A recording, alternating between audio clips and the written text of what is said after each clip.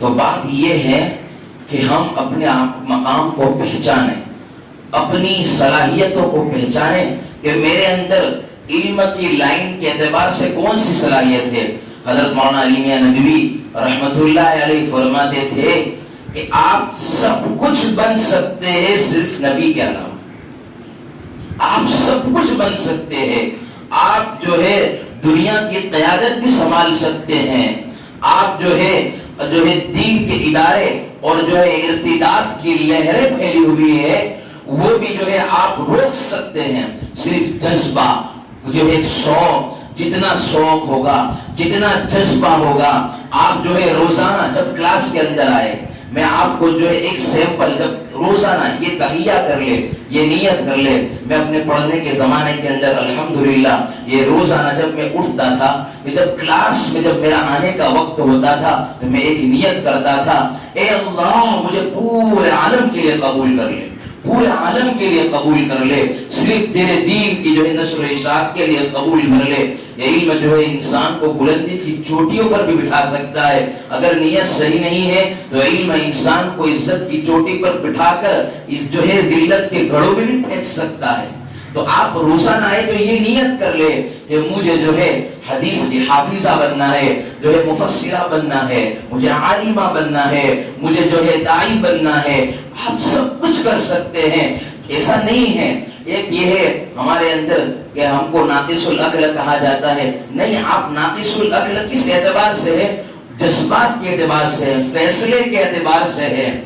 ورنہ اگر ایک لڑکے کو اور لڑکی کو ایک گھر کے اندر ایک بھائی اور ایک بہن ہے، دونوں کو حافظ کرنے بٹھا دیا جائے، دونوں کو عالم کرنے بٹھا دیا جائے تو جو ہے لڑکے سے زیادہ لڑکی جلدی آگے جائے گی۔ کیوں؟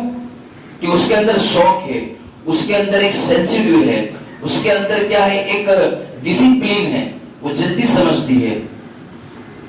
تو وجہ یہ ہے ہم اپنے آپ کو جو ہے بنانے کی فکر کریں، اپنے آپ کو جو ہے ساتھ ساتھ یہ بھی سوچیں کہ میں کس دور کے اندر گزر رہی ہوں، حالات سے ہمیں واقف ہونا چاہیے۔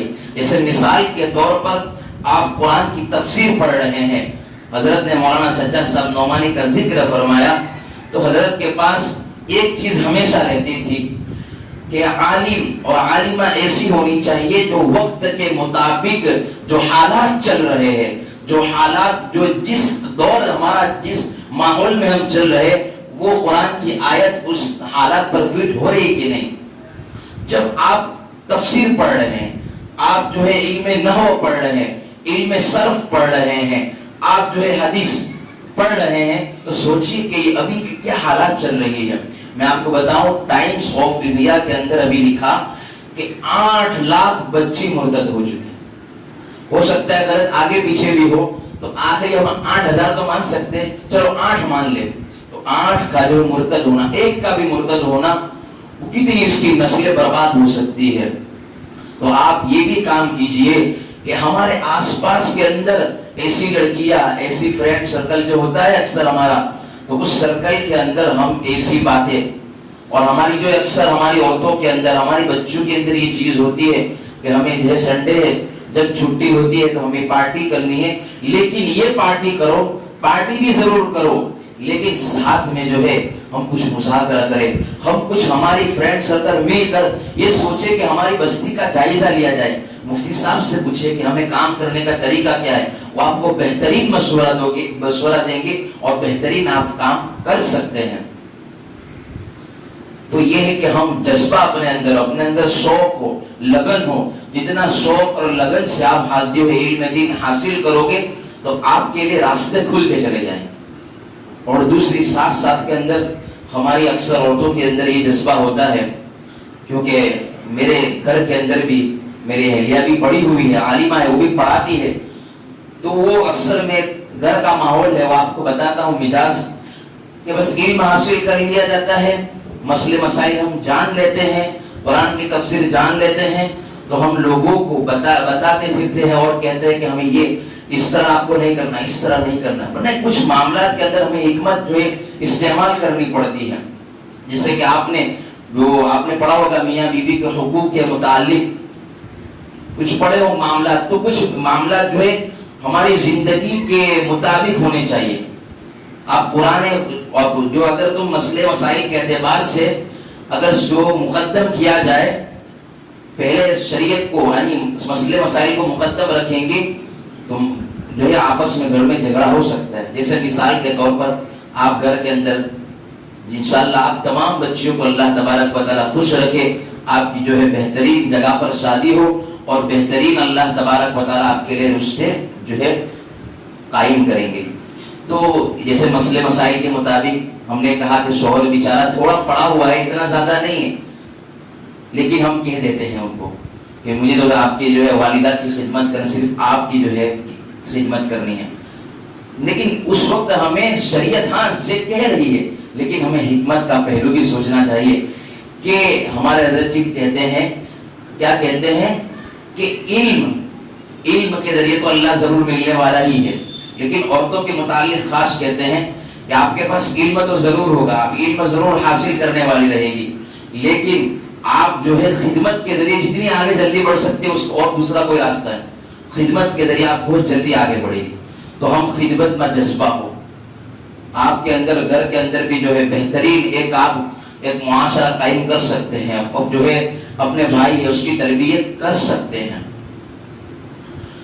تو ہماری بات یہ چل رہی تھی کہ ابھی ارتداد کا زمانہ ہے، ابھی کیا ہے ماحول بڑا سنگین ہے.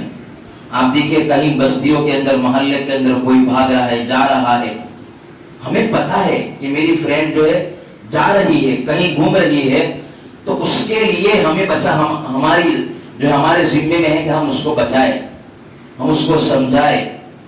جو غلط ذہن کی ہے، غلط خیالات کی ہے، تو اس کو ہم سمجھا سکتے ہیں. اس لیے کہ ہمارے اندر اللہ تبارک و تعالیٰ نے ایک صفت علم کی رکھی ہے، ہمارے اندر ایک جذبہ رکھا ہوا ہے، ہمارے اندر ایک شوق رکھا ہوا ہے، ایک طلب رکھی ہوئی ہے، تو آپ سمجھا سکتے ہیں. دیکھو دوسری اللہ تبارک و تعالیٰ کے یہاں صلاحیت نہیں دیکھی جاتی، بلکہ اللہ کے یہاں فکریں دیکھی جاتی. جتنی فکر ہوگی اتنا آپ علم بھی حاصل کرو گے، اتنا علم بھی ملے گا اور اللہ آپ سے اتنا کام ملے گا. تو سب سے بڑا رول ہمارا یہ اور فکر. صبح مجھے کلاس میں آنا ہے، استاد کو یہ سنانا ہے، یہ کرنا ہے. پڑھنے کے زمانے سے اگر آپ معلمہ بننا چاہتی ہوں تو ایک سب سے آپ کو جو ہے ایک رائے دے سکتا ہوں کہ پڑھنے کے زمانے سے، جیسے مثال کے طور پر ہماری 2 لڑکیاں تکرار کرتی ہے، تو تکرار کے اندر پہلے سے کہہ دیا جائے کہ آپ کو آج جو ہے اتنا سے اتنا مطالعہ کر کے لانا ہے اور استاد جو سمجھائیں گے وہ آپ کو تکرار کرانی ہے. تو جب ابھی سے تکرار کی عادت ہوگی، تکرار کا شوق ہوگا، تو آپ پڑھنے کے زمانے سے ہی انشاءاللہ معلمہ بن جائے. اور ایک وقت آئے گا کہ استاد بھی آپ کو کہیں گے آپ جو ہے سناؤ. دیکھو مولانا خالد صاحب سیف اللہ رحمانی، ان کے متعلق میں نے پڑھا، وہ پڑھنے کے زمانے سے مفتی کرام صاحب جو یہی آپ کے بھاگلپور کے ہیں، پڑھنے کے زمانے سے ہی ان کو استاد نے دے دیا تھا کہ آپ اتنا جب میں کلاس میں آؤں تو آپ کو پڑھانا ہے. جو ہے تھوڑا کہتے ہیں حضرت لکھتے بھی ہیں کہ مجھے تھوڑا ڈر بھی لگتا تھا کہ میں کس طرح جو ہے سناؤں گا، بہت سارے بچے ہیں، لیکن کہتے ہیں حضرت مجھے آہستہ آہستہ مجھے اتنا میرا جذبہ کھل گیا، میری جو ہے زبان کھل گئی، ایک جو ہے میرا دل اور سینہ کھل گیا، سمجھاتے سمجھاتے آگے اتنے بڑے آپ دیکھ سکتے ہیں کہ ان کو بہترین ایک جو ہے معلم بھی ہے، بہترین دائی بھی ہے، ہر صفت اللہ نے ان کے اندر رکھی ہوئی ہے. تو یہ ہے کہ پڑھنے کے زمانے سے ہم آپس میں، اور دوسری بات یہ ہے کہ ہم ہمارے کچھ بچے ایسی بھی ہوتی ہیں کہ ان کے اندر شوق تو ہوتا ہے لیکن یہ سوچتی ہے کہ مجھے اتنا آتا نہیں ہے. ہر ایک کے اندر اللہ نے الگ الگ کوالٹی رکھی، تو آپ کے اندر جو کوالٹی ہو یہ سوچ سکتی ہے کہ میرے اندر مجھے ایک شوق ہے، تفسیر کا شوق ہے، مثال کے طور پر تو تفسیر کا مطالعہ کیجیے، الگ الگ تفسیروں کا مطالعہ کیجیے. جیسے مثال کے طور پر کسی کو شوق ہے حدیث کا تو حدیث کی الگ الگ کتابیں، محاضرات پڑھیے، محاضرات حدیث پڑھیے، جو تفسیر کے اندر محاضرات قرآن پڑھیے.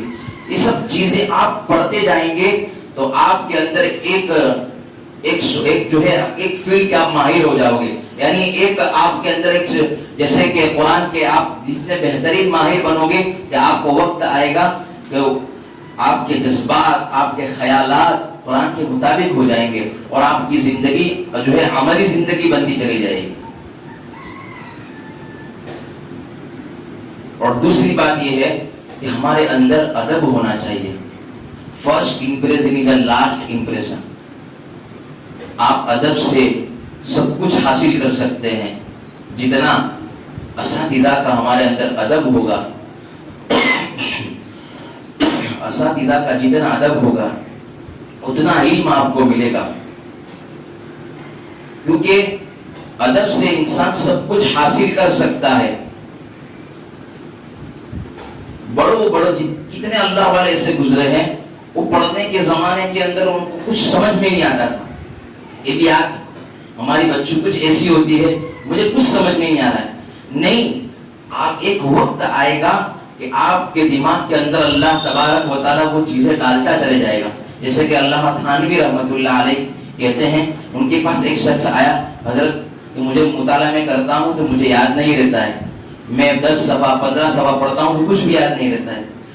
بیٹا میں اپنا پھر انہوں نے کہا کہ اپنا تجربہ میں یہ بتاتا ہوں کہ وہ ایک دماغ کے ایک کونے کے اندر ایک خاکے کے اندر وہ بیٹھ جاتا ہے.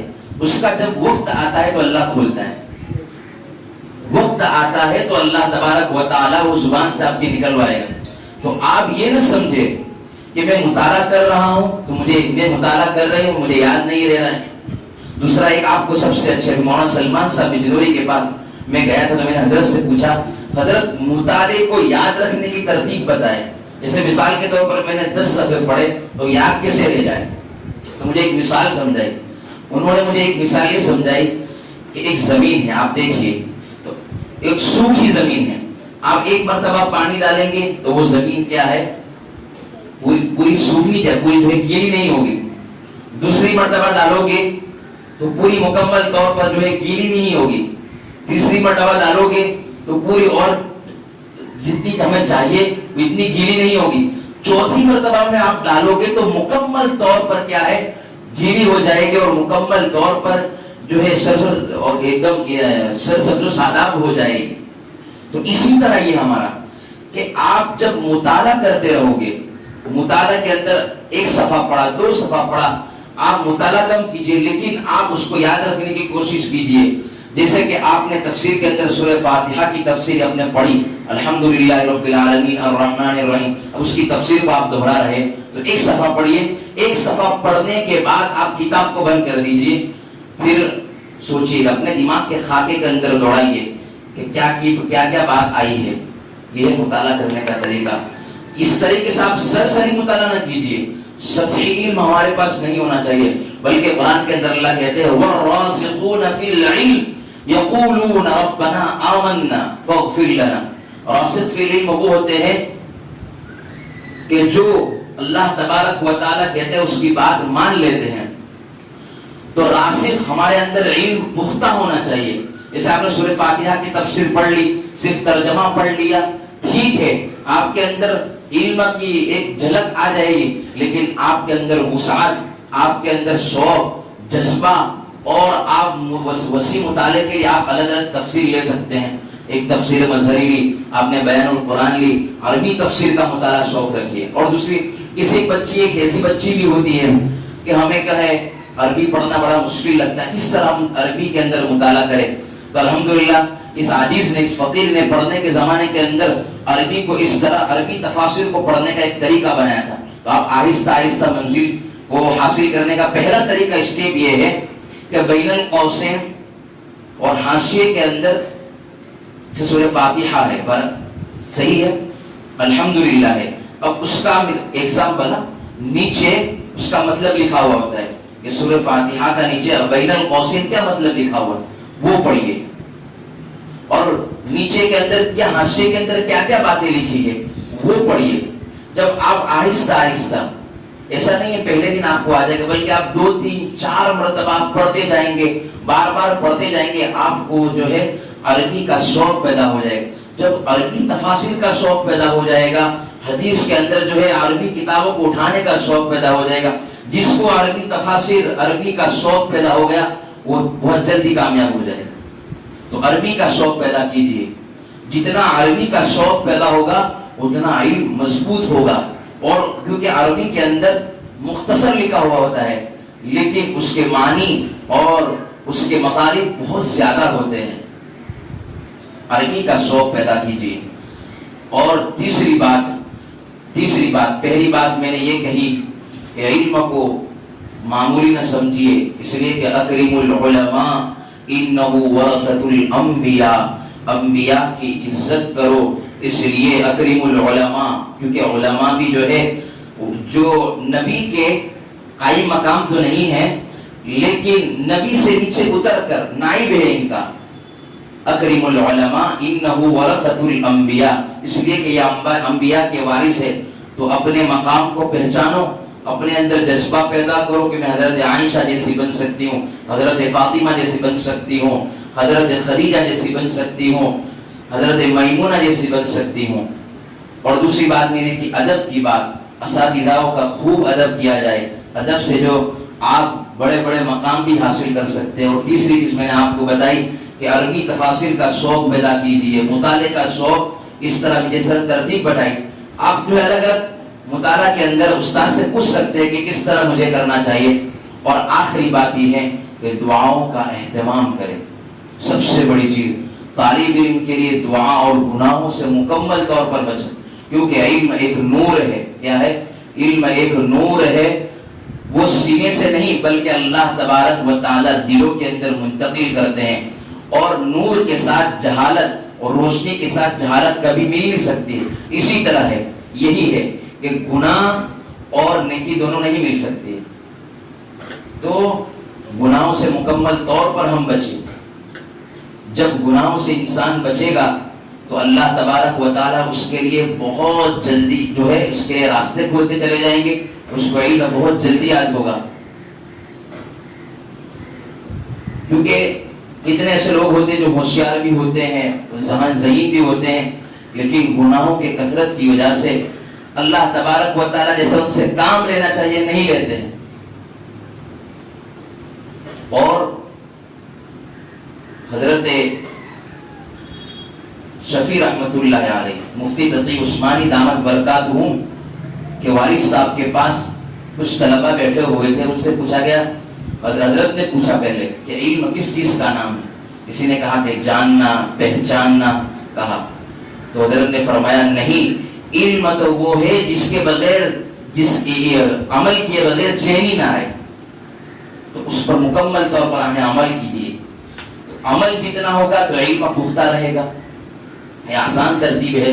تو اپنے اساتذاؤں کی دعا، اپنے والدین کی دعا، اور جو ہے خاص طور پر گھر کے اندر یہ چیز دیکھی جاتی ہے کہ جو بچہ پڑھ کر نکلتا ہے اپنے ماں باپ کو کچھ نہیں سمجھتا. وہ بیچارے انہوں نے تو جو ہے اپنی زندگی کو جو ہے علم حاصل کرنے میں نہیں لگائی، لیکن ان کے اندر جذبہ تھا کہ میرا بیٹا پڑھے اور مجھے جو ہے سکھائے. ہم کہتے ہیں کہ آپ کو تو کچھ نہیں آتا ہے، آپ کو نہیں.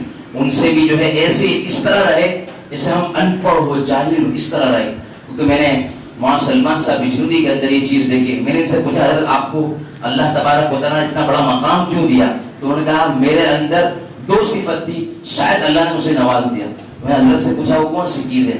پہلی یہ ہے کہ جب بھی میں درسگاہ میں آتا ہوں اس سے پہلے والدہ کی دعائیں بغیر لے کے بغیر نہیں نکلتا، والدہ کی دعا لیتا ہوں. اور دوسری چیز ان کی میں خدمت.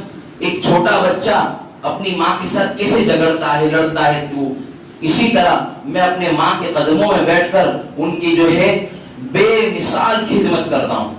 میں ان کے کپڑے بھی دھوتا ہوں، اسی حالت کے اندر کپڑے بھی دھوتا ہوں. پھر آخری جب سفر میں آئے تھے تو حضرت رو رہے تھے کہ میں اپنی آنکھوں سے دیکھ رہا ہوں کہ کچھ اللہ کی مدد میرے ساتھ رکی ہوئی.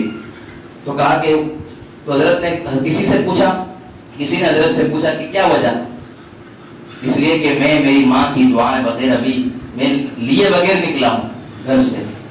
تو والدہ کی دعائیں، اساتذہ کی دعائیں یہ آپ کو جو ہے بڑے بڑے مقام کو پہنچا سکتے ہیں. اور سب سے آسان طریقہ یہ کہ جس کتاب کو آپ پڑھ رہے ہیں اس سے پہلے ان کو 3 مرتبہ قل هو اللہ احد پڑھ لیا تو ان کو مکمل قرآن کا ان کو ثواب مل جائے گا.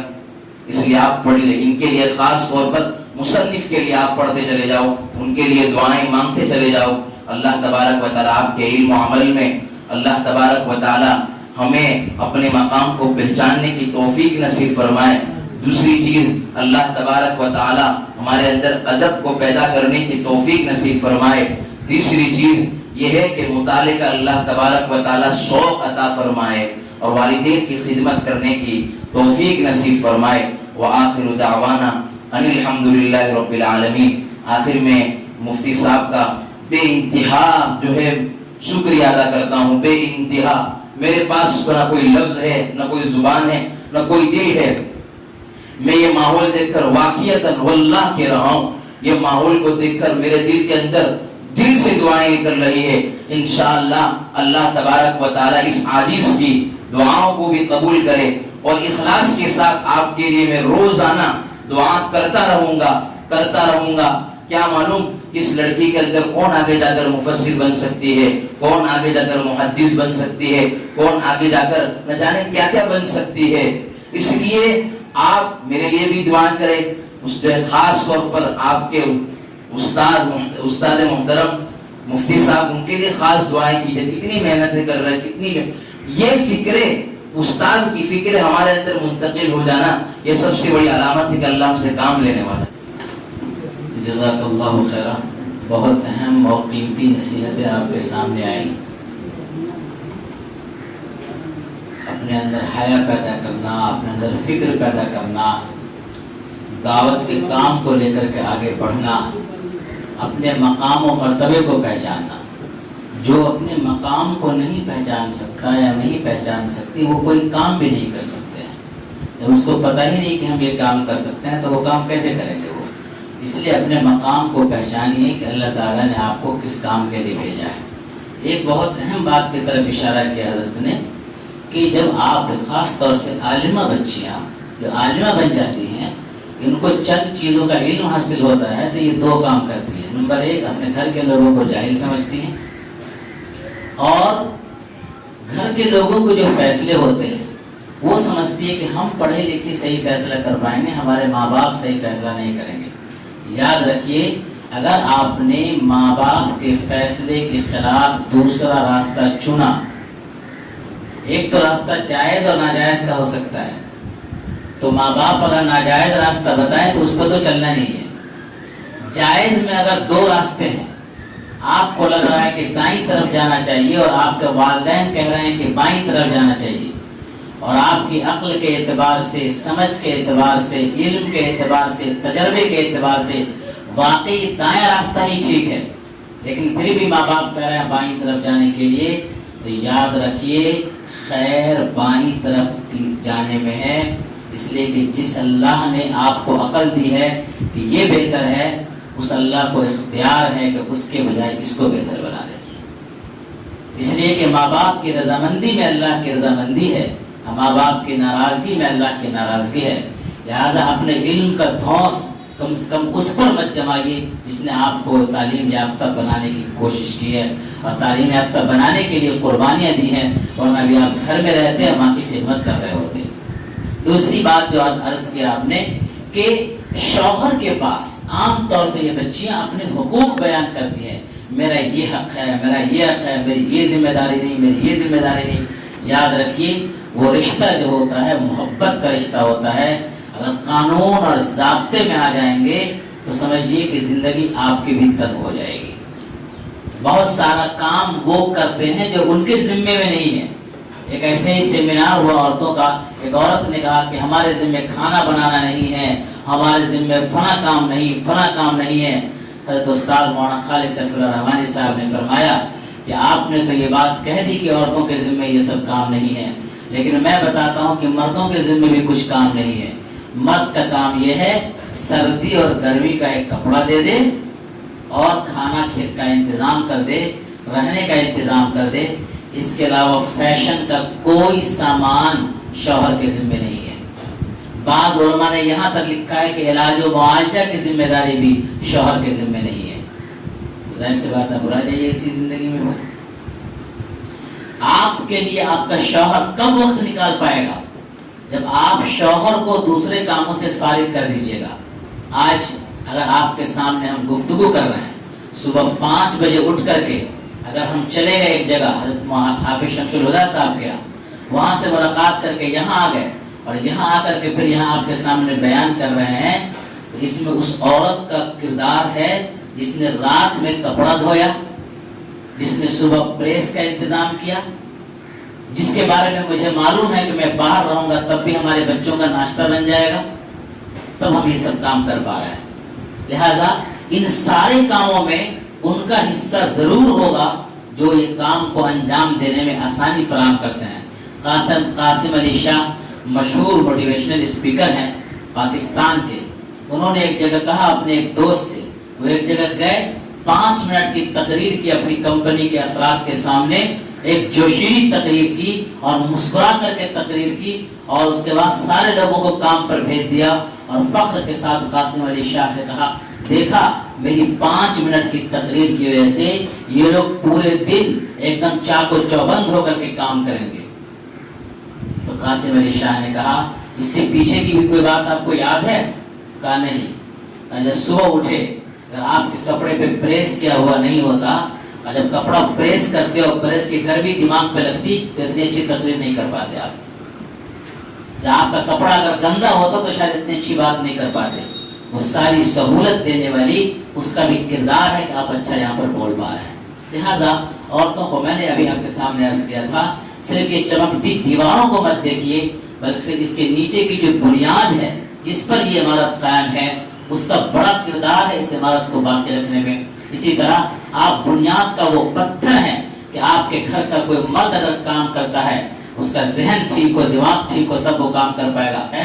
آپ بنیاد کا وہ پتھر بنیے جس کے ذریعے آپ چاہیں تو آپ کا شوہر بہترین خدمت کر سکتا ہے, چاہے تو آپ کی اولاد بہترین کام کر سکتی ہے, اور آپ بس پردہ رہیے, پردے کے پیچھے رہ کر کے آپ ان سب کو مضبوطی بخشیے, اور اسی کا نام اخلاص ہے. اللہ تعالی ہمیں عمل کی توفیق نصیب فرمائے. ایک بار پھر ہم شکریہ ادا کرتے ہیں جناب حضرت مولانا محمد عمار صاحب کا کہ آپ نے وقت نکالا اور آپ نے زحمت فرمائی اور ہماری درخواست کو آپ نے قبول فرمایا. اسی طرح جناب قاضی زبیر صاحب کا شکریہ ادا کرتے ہیں کہ وہ واسطہ بنے اور ذریعہ بنے. انہوں نے ازراہ محبت مجھے بھی اس سفر میں شامل فرمایا, اور اس طرح معذرت طیبات کو بھی استفادے کا موقع ملا اور ہمارے شہر کو استفادے کا موقع ملا.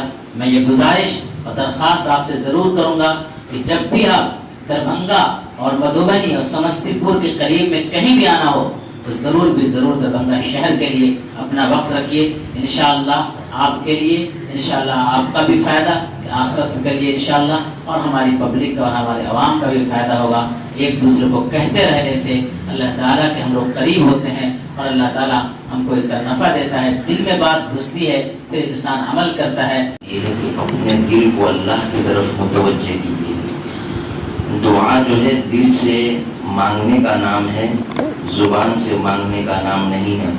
ہم دعائیں تو بڑی یاد کر لیتے ہیں, وہ زبانی ہوتی ہے, لیکن دل سے مانگنا اصل چیز ہے. اس لیے دل سے جتنی دعائیں مانگیں گے اپنے ادارے کے لیے, اپنے اساتذہ کے لیے, والدین کے لیے, تو انشاءاللہ ضرور قبول ہوگی.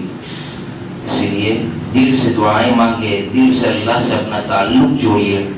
ربنا ظلمنا انفسنا وان لم تغفر لنا وترحمنا لنكونن من الخاسرين. ربنا وتب علينا انك انت التواب الرحيم.